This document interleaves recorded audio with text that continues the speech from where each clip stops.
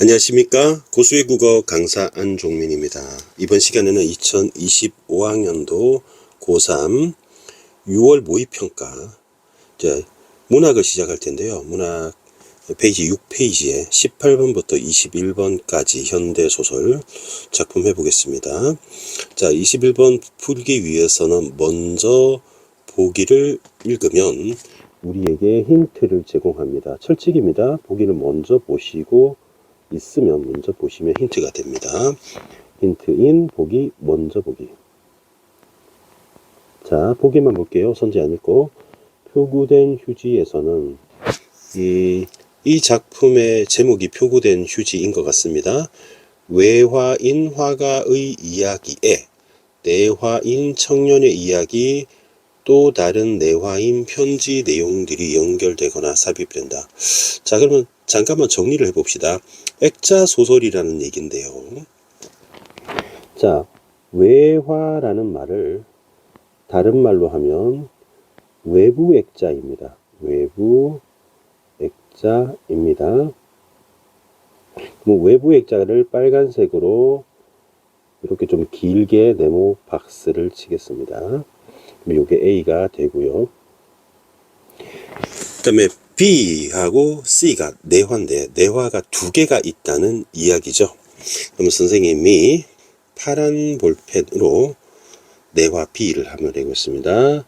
내화는 다른 말로 내부 액자, 액자 구성이니까 이렇게 되겠죠. 자, 요게 B가 되겠습니다. B. 근데 이 얘기는 청년 이야기입니다. 청년 이야기. 하나 빠뜨렸네요. 외화는 화가 이야기입니다. 그리고 내화는 청년 이야기. 이제 펜을 좀 바꿔서 C 하겠습니다. C는 또 다른 내화라고 하고요. 이번에는 편지 이야기입니다. 편지 내용. 이렇게 구성되어 있다는 얘기죠. 자, 그러면 외화와 내화가 연결이 될 때는 한 문단 안에서 이어질 수도 있고, 지시표현, 지시표현은 이것저것 이런 얘기죠. 이저를 사용하여 서술 시점과 시점 나왔네요. 시공간적 배경이 다른 얘기를 연결합니다. 그래서 연결될 때 이런 식으로 연결하는 방법을 소개했고요. 외화의 또 다른 내화가 삽입될 때는 편지 내용의 형태, 화가의 흥미와 관심을 드러낸다. 또한 유사한 의미 표현을 통해 화가가 떠올린 편지의 내용을 보여주기도 하고, 거듭 제시된 내용을 통해 화가가 편지를 감상하며 의미를 되새기고 알려주기도 한다. 그럼 여러분, 뒤에 얘기가 조금 길죠. 이렇게 좀 깁니다. 자, 요거는 나중에 좀 살펴보기로 하고, 일단은 외화 화가 얘기 속에 내화 청년 이야기와 내화 편지 얘기가 삽입되어 있다는 요 도식된 요거를 여러분이 기억하고 이해하시면 될 것 같습니다. 그러면 여러분이 내화에서 외화로 바뀔 때 이렇게 칸을 지워서 읽으면 좋겠다는 생각이 듭니다. 그러면 작품 내용을 보겠습니다. 자, 오른쪽으로 한번 본문을 바꿔볼게요. 자, 6페이지입니다. 그거 표구할 수 있겠지? 라고 했네요. 여러분, 표구가 제목인데요. 표구된 휴지. 표구 낱말 뜻을 좀 알아야 되겠죠. 그래서 표구 낱말 뜻을 한번 알려드리겠습니다. 우리 보통 그림을 그리잖아요. 근데 그림을 액자로 걸어 놓는 걸 말합니다. 그 그림의 뒷면 또는 그 양 테두리죠. 액자처럼 테두리에 좀 멋지게 돈을 써가지고 표구사라는 데가 있거든요. 그래서 종이나 아니면 천 같은 것을 발라서 좀 삐까번쩍하게 좀 뽀대나게 꾸미는 일을 표구라고 합니다. 표구? 그래, 그야 할 수 있겠지. 창호지니까. 우리 창문에 바르는 종이 있죠. 옛날 건물, 한옥 건물에. 난 그걸 잘 모르지 않나. 그래, 화가인, 우리 화가 얘기 기억나죠? 그러면 요 부분이 외화라는 것을 알 수 있죠. 화가인 자네 생각을 했지 뭔가. 그러면 이제 화가인 자네 생각이라 했으니까 이 사람이 화가가 되겠죠. 화가. 그래서 화가를 이렇게 했습니다. 그럼 화가 아닌 사람이 화가한테 표구할 수 있냐 이렇게 물어본 거죠. 자네가 어디 적당한 표구사에 맡겨서 좀 해주지 않겠나 하고 부탁하는 거죠. 뭐 그야 어렵지 않지만 자네도 어지간히 호사가군. 그래서 호사가라는 단어는 일을 버리기를 좋아하는 사람을 말해요. 좋을 호자에 일사자죠. 일을 버리기 좋아하는 사람입니다. 이걸 표구해서 뭐하나? 도대체 어디서 주워온 건가? 이 휴지는. 그래서 표구된 휴지가 제목인가 봅니다. 쓰레기. 아닌 게 아니라 정말 휴지통에 주운 거지. 그리고 그 친구 은행 창구에 저녁 되면, 그 친구 은행 창구라고 했으니까 은행원인 것 같습니다. 은행원. 그럼 부탁한 사람이 은행원이고요. 은행원과 화가가 친구인 거죠. 그래서 은행원이 화가한테 휴지를 들고 와서 표구를 해달라고 부탁하는 겁니다. 그리고 이제 화가가 되고 은화. 그리고 이렇게 되는 거죠. 자, 그러면 은행원인 이제 서로 친구입니다. 그리고 화가한테 이거 표구를 할 수 있니? 라고 의뢰를 하는 겁니다. 근데 가치가 없어 보여서 갸우뚱하는 것이죠. 그리고 지게꾼이 있답니다. 은행 문 앞 지게를 벗어 세워놓고는 매우 죄송스러워. 요즘은 지게꾼이 없잖아요. 옛날에 있는 거 보니까 은행 앞에 지게꾼이 있다. 우리 오토바이는 봤어도, 스쿠터, 자전거를 봐도 지게는 못 봤죠. 그러면 배경이 옛날인 것 같습니다. 일제강점기예요. 죄송스러운 태도로 조용히 은행 안으로 들어서는 숨을 나 보이는 검은 얼굴의 청년 얘기입니다. 그러면 여러분 청년 나왔으니까 동그라미 한번 쳐볼게요. 그러면 이것은 내화 첫 번째 청년 얘기라고 했던 B 얘기를 하는 것이죠. 자, 그러면 우리가 끊어서 표시를 하기로 했습니다. 그러면 여기서 끊을 수가 있죠. 여기서 끊기니까 그냥 수평선으로 쭉 한번 끊어 볼게요. 자, 이렇게 해서 외화에서 내화로 넘어오는 부분입니다. 그리고 그 친구 할 때 지시 표현을 사용했다는 거 확인할 수 있네요. 그 지게꾼 청년이에요. 지게꾼 청년. 돈을 많이 못 벌 것 같아요. 처음에는 안내원이 막았다. 그러니까 은행 직원을 말하는 거죠. 우리 은행 들어가면 우리 총 차고 있는 우리 방범대원 같은 분 있잖아요. 뭐지요? 예, 여긴 은행이요, 은행. 예, 그러니까 저 돈을. 청년은 어리둥절해서 말도 제대로 하지 못했다. 글쎄, 은행이라니까? 예, 그런데 그 조금도 할 수 있습니까? 조금이라니 뭘 말이요? 저금을 조금도 할 수 있습니까? 자, 저금요? 그러면 은행 직원이 보기에는 이 청년이 너무 가난한 지게꾼, 허름한 옷차림이어서 그냥 노숙자처럼 봤나 봐요. 그래서 은행에 볼 일이 있다는 손님으로는 생각을 못 했나 봐요. 그래서 이 지게꾼 청년이 은행에 저금하러 왔다는 걸 알 수 있습니다. 은행 안에 모든 시선이 그 지게꾼에게도 쏠렸다. 그래서 은행에 돈이 있는 사람이 저금을 하러 가는 거니까 찾는 사람도 돈이 있는 사람이죠. 그런데 이 청년은 돈이 없어 보니까 사람들의 시선이 주목이 되는 겁니다. 청년은 점점 당황했다. 여러분, 청년의 감정이 나와 있습니다. 그렇기 때문에 3인칭 전지적 작가 시점이 되겠네요. 그죠? 우리 아까 시점 얘기 나왔는데요. 얼굴이 붉어져서 돌아서, 선생님은 심리에다 물결 표시를 해요. 이렇게 하면 되게 좋습니다. 시든 소설이든. 얼굴이 붉어져서 돌아서 나가려는 그를 불러 세운 것은 예금 창구의 여직원이었다. 청년은 손에 말아쥐고 있던 라면 봉지에서 꼬깃꼬깃한 100원짜리 지폐 5장과 새로 생긴 목도장을 꺼내어 떨리는 손으로 여직원에게 바쳤다. 청년은 저만치 한 구석으로 가 서서 불안한 눈으로 멀리 여직원을 지켜보고 있었다. 한참 만에 그는 흠칫 놀랐다. 자, 청년이 놀랐다 감정이죠. 생전 처음 그는 C자가 붙은 자기 이름을 들였던 것이다. 그는 여직원 앞으로 달려와 빳빳한 통장을 받았다. 청년은 여직원과 안내원에게 굽신굽신 절을 하고는 한 손에 통장을 받쳐든 채 들어올 때처럼 조심스럽게 유리문을 밀고 나갔다. 통장을 확인할 경황도 없이. 다음 날부터 그 청년 얘기 계속 나옵니다. 매일 저녁 무료 꼭꼭 들렀다. 하루에 200원 혹은 300원, 또 어떤 날은 500원. 여러분, 화폐 가치로 보니까 정말 옛날임이 느껴지죠. 요즘은 길거리에 100원 떨어져서 줍는 사람이 없는 시대니까요. 1000원도 쓸 거 별로 없죠. 10,000원도 밥 한 끼면 부족할 때도 있습니다.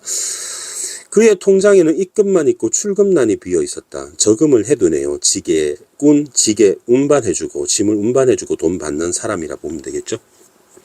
이제는 제법 안내원과는 익숙해졌으나 여직원 앞에서는 여전히 얼굴을 붉히며 이제 부끄러워하네요. 수고를 끼쳐서 대단히 죄송하다는 표정 그대로였다. 그러던 어떤 날 이런 말이 나오면 왠지 새로운 사건이 진행될 때 이런 말을 쓰죠. 여러분, 소설이 좀 쉬우니까 빨리빨리 진행해도 되겠죠.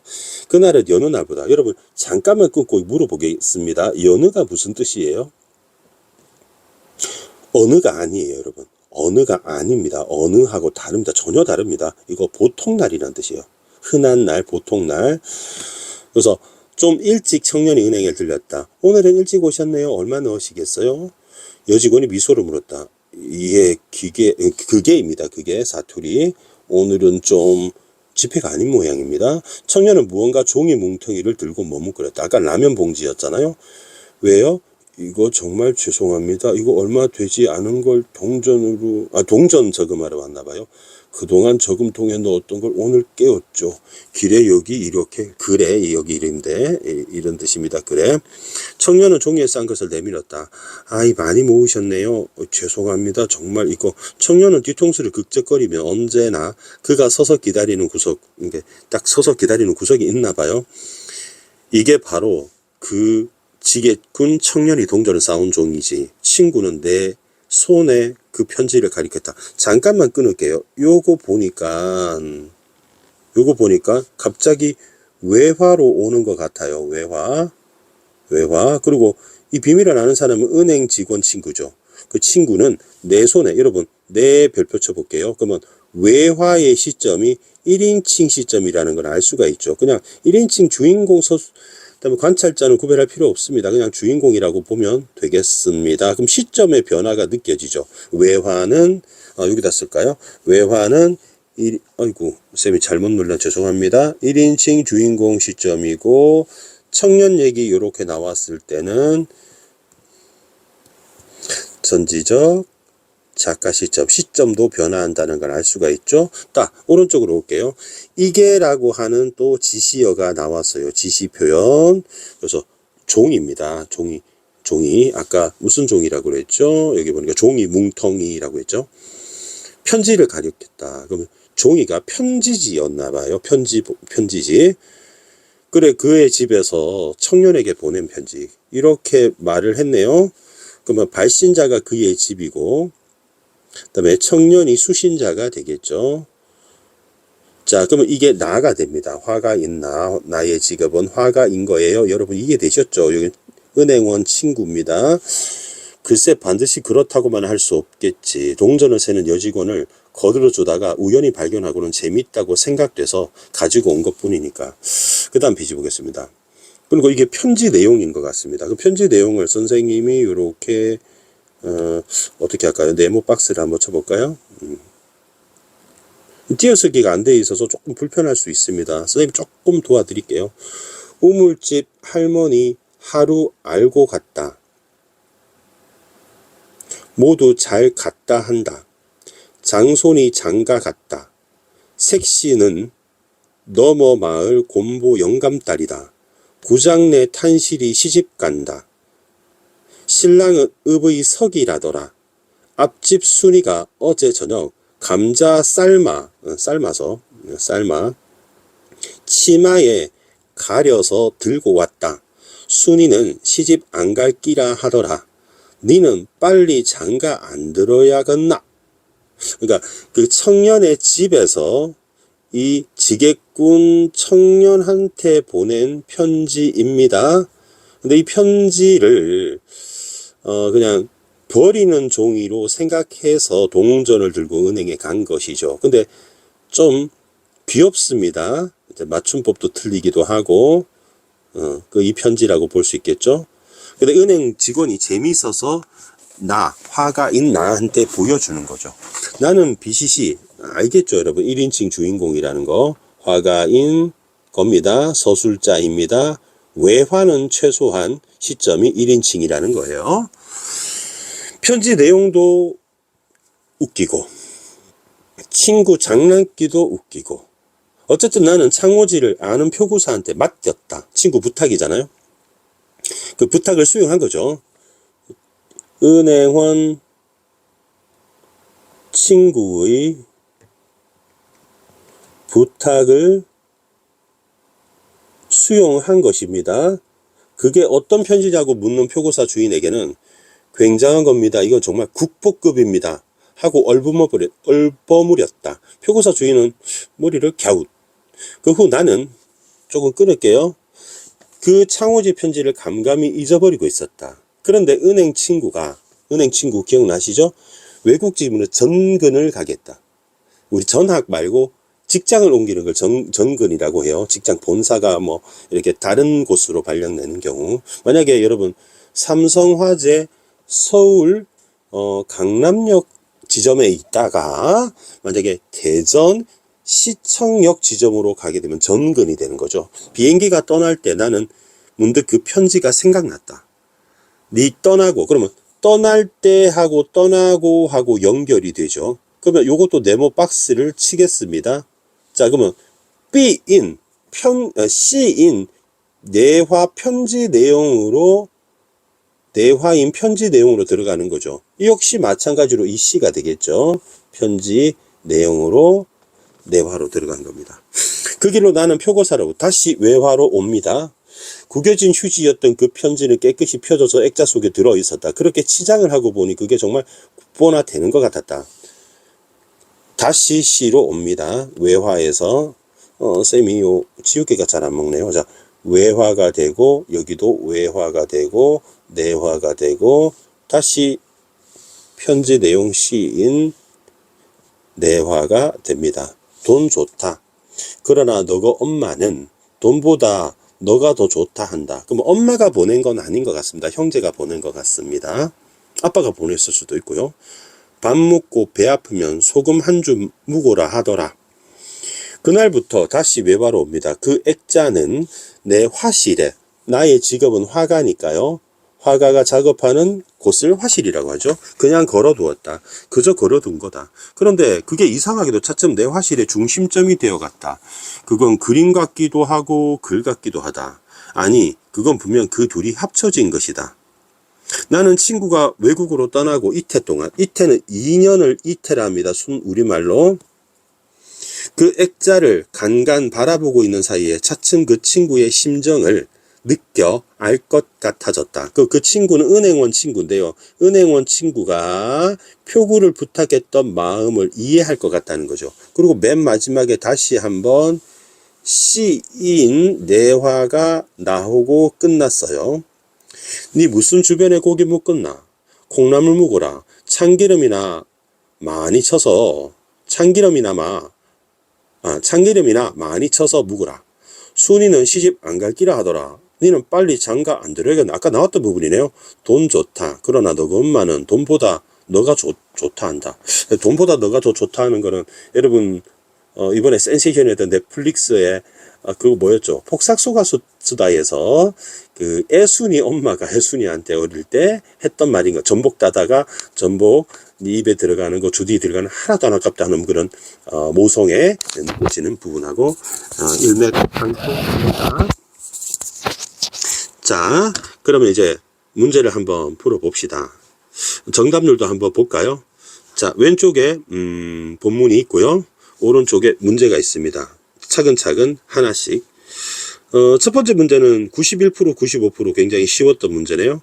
기형부터 미음까지 나와 있습니다. 쌤이 표시를 한번 해볼게요. 창호지라고 했어요. 창호지. 자, 1번. 화가는 대상을 표구할 수 없다는 인식을 바탕으로 눈앞의 종이를 기억으로 지칭하였다. 그런데 여기 보시면 그야 할 수 있겠지 나왔잖아요. 그러면 할 수 없다는 인식이 아니죠. 할 수 있겠지 했기 때문에 1번 소거했습니다. 2번 니은 휴지라고 했네요. 휴지는 뭔가 이 휴지는 하는 것은 표구할 수 없다는 인식이 되겠죠. 그럼 2번에 화가는 눈앞의 종이가 자신에게 필요한 것, 필요하지 않다는 거죠. 뭐가 휴지는, 쓰레기는 휴지통의 그 휴지입니다. 그래서 틀렸네요. 1번, 2번 소거했고요. 3번 C가 어딨나? 여기 없는 것 같아요. 자, 그러면 7페이지로 와볼게요. 정말 국보급입니다 라고 내가 표고사 주인한테 한 말이에요. 자, 표고사 주인은 종이에 담긴 내용에 주목하여 화가가 이를 디귿이라는 동의하였다. 여러분 동의했다고 했는데 이게 무슨 편지라고 얘기했잖아요. 그리고 갸웃 끌었다고 나와 있잖아요. 그럼 갸웃 탔다는 거는 동의한 거라 보기 힘들겠죠. 4번 미음하고 리을하고 미음을 선생님이 아예 노란색으로 칠해버릴게요. 자, 국보입니다. 국보가 되는 것 같다. 그러면 화가가 종이의 리을의 가치를 갖는다고 생각하여 자신이 주문한 물건을 찾으러 갔다. 자, 여러분 이 선후 관계를 한번 따져볼까요? 선후 관계 먼저와 나중 한번 따져보겠습니다. 자, 치장을 하고 보니 국보비가 된 거예요. 그러면 그 전에 갔거든요. 근데 치장이 된 걸 보고 가치가 있다고 느낀 겁니다. 그러면 가치를 갖는다고 생각하여 찾으러 갔다고 하면 안 되죠. 그러면 가치를 국보라고 보면 찾으러 갔더니 치장을 하고 보니 국보이기 때문에 생각하여라고 동시가 나오면 안 되는 거죠. 그래서 4번이 틀렸습니다. 4번 어려웠다면 충분히 해설됐을 것 같습니다. 5번 액자 표구한 종이의 글이 그림 같은 글도 받으며 미음이 화실의 중심이 되고 있음을 인식하였다. 자, 화실에 걸어뒀어요. 중심이 되었습니다. 된 것 같습니다. 그림 같기도 글 같기도 하고 짬뽕 된 것 같기도 하고. 그러면 그림 같은 느낌도 받았고요. 중심점이 되고 있다고 인식한 거 맞으니까 정답이 5번. 이 문제는 쉬웠습니다. 19번 가겠습니다. 19번 A의 서술상 특징이네요. A가 어디 있습니까? A는 요 부분이네요. 자, 여기 청년 부분 나오는 거죠. 서술상 특징 물어봤네요. 자, 간접 인용을 했습니다. 간접 인용, 따옴표가 없다는 얘기입니다. 따옴표가 없으면 간접 인용입니다. 비판하진 않았죠. 2번, 편집자적 논평 없고요. 은행 여직원과 청년이 갈등도 하지 않습니다. 동시 진행 사건을 병렬 안 했고요. 상반된 태도라 보기도 힘드네요. 추측하는 진술로 마무리하여 인물의 빠른 움직이나 보기 힘들죠. 왜냐하면 불안하게 서서 얼굴이 붉어지고 이런 거죠.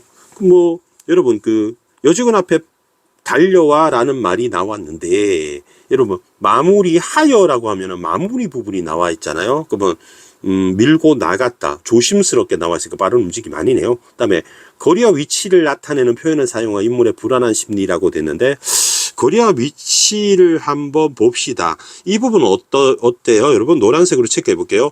저만치 하니까 거리를 말하는 것 같고요.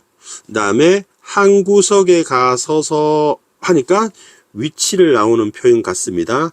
그리고 불안한 눈으로 라고 했네요. 그러면 불안한 심리, 청년의 심리, 정답 5번으로 보면 되겠죠.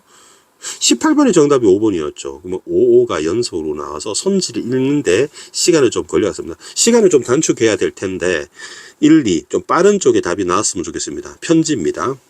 편지는 우리 사투리 막 담겨있는 띄어쓰기 안 된 그 편지입니다.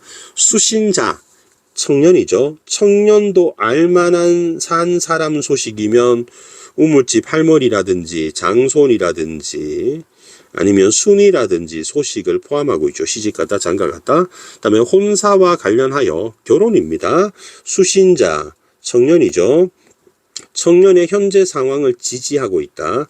지지하지 않습니다. 왜냐하면 쌤이 이번엔 빨간색 형광펜 표시해 볼게요. 니는 빨리 장가 안 들어야겠나?